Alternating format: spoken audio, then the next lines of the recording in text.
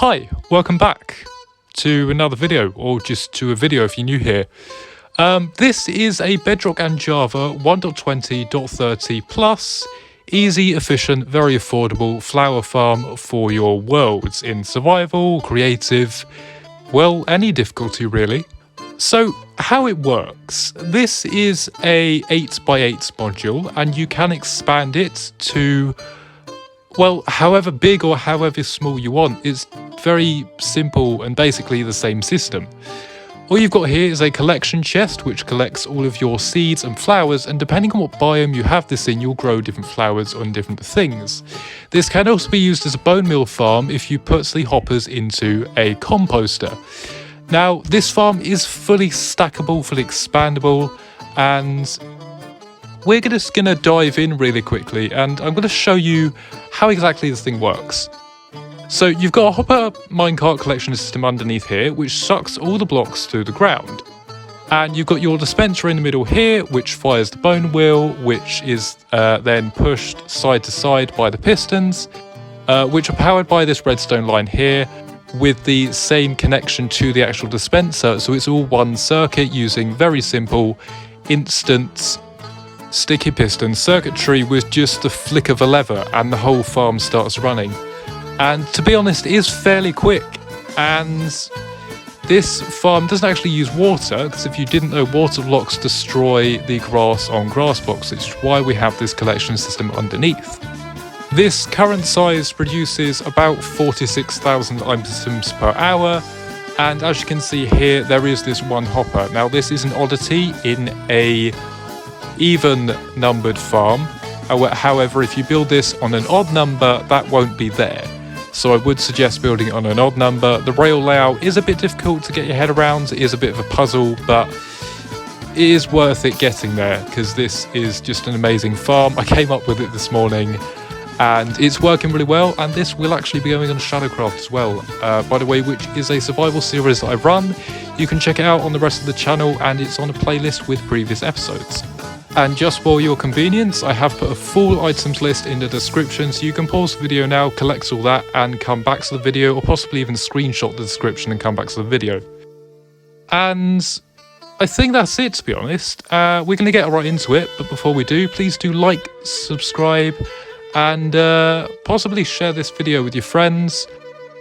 And yeah, it just shows support and that you like the content, and it really motivates me to do more stuff, especially episodes and more tutorials. And obviously let me know in the comments possibly what tutorial you would like to see next. I might be doing a sand and gravel duper, which I know could be very helpful for a lot of people, and hopefully this farm is super helpful too.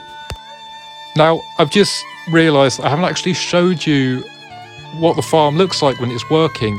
Now, it's not to worry that the pistons are moving the blocks back and forth in different fashion. That's absolutely fine. It's just how the farm works.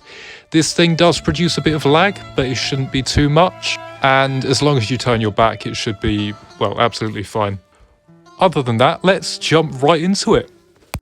Once again, the items list is in the description, so you should have them in hand or in your shulker or chest nearby. Now, what you want to do is find yourself a nice flat area like this, or if you're building it above ground, then you want to have at least 3 stacks of building blocks, but I'm building it in ground today, just because it's easier. This is a 9x9 module, so what you'll first want to do is come over to one side of your space and just place 9 pistons in the ground facing towards you, just like this. Then you'll want to count 1, 2, 3, 4, 5, 6, 7, 8, 9, and then a 10th block just here. Then you'll want to place your pistons just like the other side all the way across, and depending on how big you have your farm, well, yeah, you can have as many pistons as you want, and it should look like this. You then want to go ahead and mine out all this space all the way to the back. Once that is done, you'll then want to go ahead and mine this whole thing 2 blocks downwards. Just remember to pause the video anytime if you need to. Again, with that done, you're going to come over to one side and you're going to go ahead and mine out 2 blocks underneath the pistons all the way across, and then repeat this on the other side. Once that is done, you'll then want to go ahead and place in your redstone. all the way across to this side like that, and then repeat on the other side. You'll also want to place observers facing up into the pistons, which will in turn power them to push the farm. And again, copy this to the other side. And once both sides are done, it should look something like this. And that's basically how the whole pusher thing works with the flowers and how they break. Then you want to find yourself the center block, and if you're working on an even number, it can be either one of the middle two. You'll then want to mine in 1, 2, 3, a 1, 2, 3 on both sides, down 1, 2, 1, 2, and then down 1, 2, there. Then you'll want to temporarily mine out a couple blocks here, and this is going to help you place your observers for your dispenser, and also the whole circuit. Place 2 temporary blocks here, just like this, and then you're going to grab your dispenser, and you're going to place it upwards off of this block. I have walls on hand just because that's what I'm using. You can use any block you want really, and then you're going to break those, and then you're going to come down here. Now, you need to place this right, otherwise this clock won't fire and the circuit will be broken.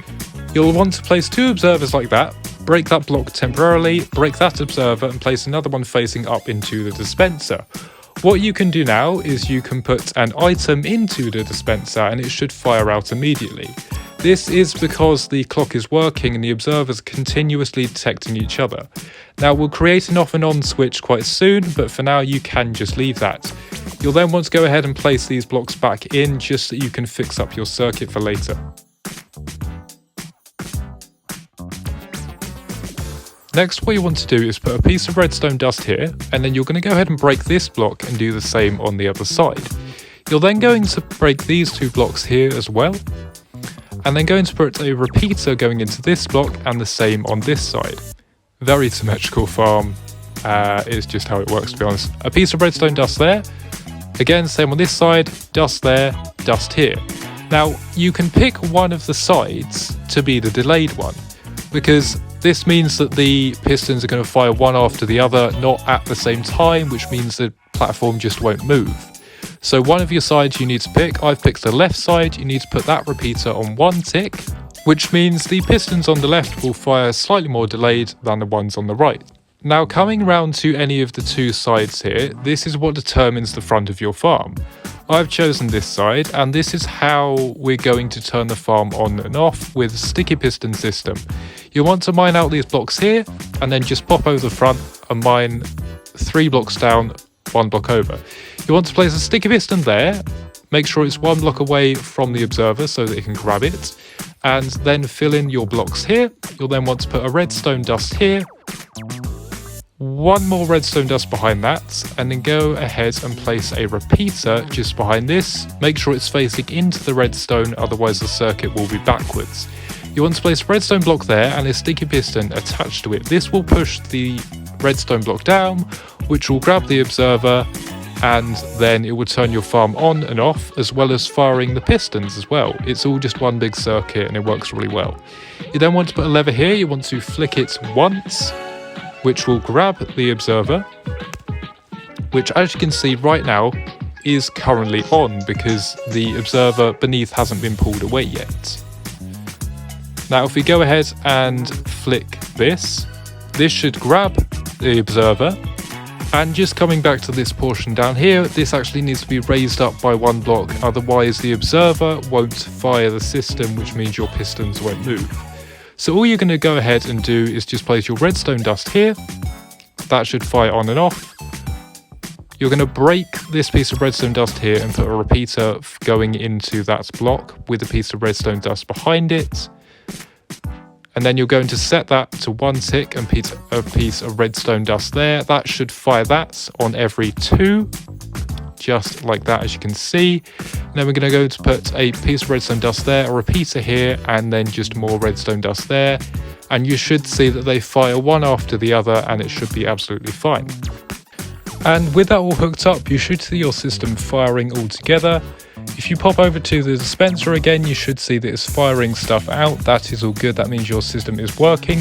If you go flick this lever off, you should see the pistons stop firing because the observers stop detecting and the observer clock has stopped. That observer should be pulled out and the thing shouldn't be firing out the dispenser. This means your main circuit is fully working. So next is collection. You want to mine down about 3 blocks just here and do the same on the other side. Now with an odd number farm, which is what I'm building on, because I'm building on a 9x9, you can have one either side, whereas with an Eden farm you can really only have one side storage system. Now this could flow into anything you want really. It could just flow into an automatic storage system, or it could just be this, or you could even have some sort of droppers or firers that shoot it up into a water stream. It's really all down to you, but for me it's easier just to do it with hoppers, going in like this, all the way across like this, and then just do the same over here on the other side, all the way across, all firing into one thing. Then you'll actually want to fill this whole space up with the blocks because it's where your rail is going to go. You want to place glass there though, because that allows the redstone to actually flow up. Now when it comes to this observer, as long as you don't place a block underneath there, or there's just nothing there at all, then this won't fire this redstone. You can actually put an extra hopper there as well. And just before you do this, you don't actually want to put the redstone blocks next to the hoppers because it means that they can't actually pass items through. They start locking and it's just an absolute nightmare. So when you're building this thing, you want to put the redstone blocks 1 block further out, except for this bit here, just because there has to be a powered rail there. So while you're building this, you'll actually want to put 2 normal blocks here instead of 2 hoppers. This, if you're building it like I am, will be on the right side facing the farm, on the left side facing the front of the farm from inside the farm. Go ahead and place your redstone blocks in, but again, as said just previously, you want to place these actually 1 block out instead of against the hoppers, because otherwise it locks them, which means the items can't actually pass through. On this side, although there's no hoppers, you want to put the redstone blocks 1 block out, just that you can put your non-powered rails on the edge, allowing them to curve round. Now this dispenser in the middle does make rail work a bit of a problem, but there is an easy way to get around it, and there's always a way to do something. So what we're going to do is, first of all, we are going to go ahead and grab our powered rail and some redstone blocks, and we're going to come back over to this corner here. Now this can be the left or the right corner, doesn't really matter, and you're going to go ahead and place a powered rail there with a redstone block underneath, a powered rail next to it, and essentially just normal rail all the way along here. You'll need to crouch place on top of hoppers, powered rail there, and then you kind of get the gist. Now when it gets to the dispenser, I will come back and I'll just show you how I've done that. Okay, so now that we're at the observer, you'll want to break that powered rail and this powered rail as well. You'll then want to create sort of an S shape or an N shape, or a backwards N I guess. And you'll then want to go ahead and place a rail here, a rail here, a rail here, a rail here, and then a rail here, a rail here, a rail here, a rail here. Creating out, well, I guess it's an M shape really. And then you want a rail here, just like that. Kind of, yeah, it's more of an M shape than an S shape. Well, I guess it's kind of an S shape or an N shape. You want 2 powered rail there, a rail here, a rail here, a rail here. So then just go ahead and place 2 rail there and a powered rail on here. Powered rail here with another rail there behind it, and power rail there, and again you just want to snake this round as seen here. Now it does get a bit more complicated here, and there is a bit of a loop fragment to this actual thing as well. Just try and follow along as best you can. And also remember to pause the video at any time if you need to. So this is where the loop comes into effect, and I hadn't really figured it out before this point, but this does work really well, and it's kind of an odd way to do it, I guess. It's been in the game for ages, it's just how minecarts work.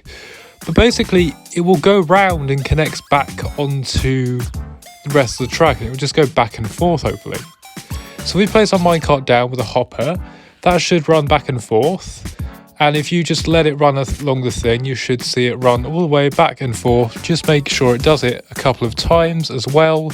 And if you need to, you can add any other powered rail in just for extra propulsion, or if the minecart isn't going as fast as it needs to be to get over this track and go all the way back. Just remember, you can't place any redstone blocks next to the pistons, otherwise it will break the farm. Okay, so coming back over this way, you want to go down here and mine out these blocks here, just like this, and like that. And then you want to place blocks on both sides. You want to mine the blocks out on both sides as well. Put a chest here and the chest there, same on the other side. Then you want to grab a slab and put one there. And on this side, I'll just show you quickly. You can't put it above the chest because you can't open it. It can only be a top half slab or a stair, well, an upside down stair, otherwise it won't open the chest. Then just come around the other side and put hoppers connecting into the chest so your items flow in, and put blocks on top of that. Then just go ahead and put trapdoors here. Very simple system, just get your items out whenever you want.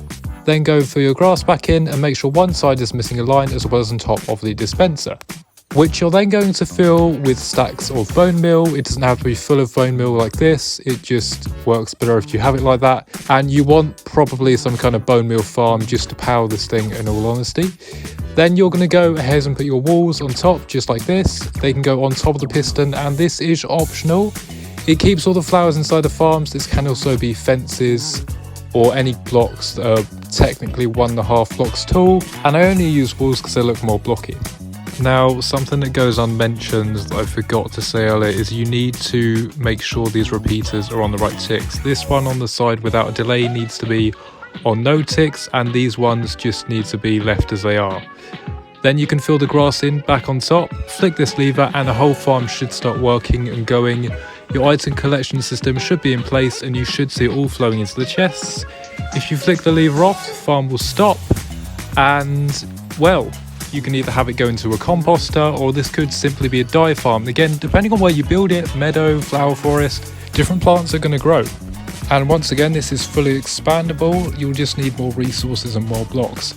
Hopefully you have really enjoyed, and this has been super helpful for you all. It definitely has for me, and it's so much fun getting back into creative and actually testing things. Also, feel free to check out the rest of the channel and the survival series called Shadowcraft. My socials are here as well, just feel free to check them out. And before I go, don't forget to like, subscribe, follow, share, and possibly leave a comment on what you might want to see next. Thanks, and bye.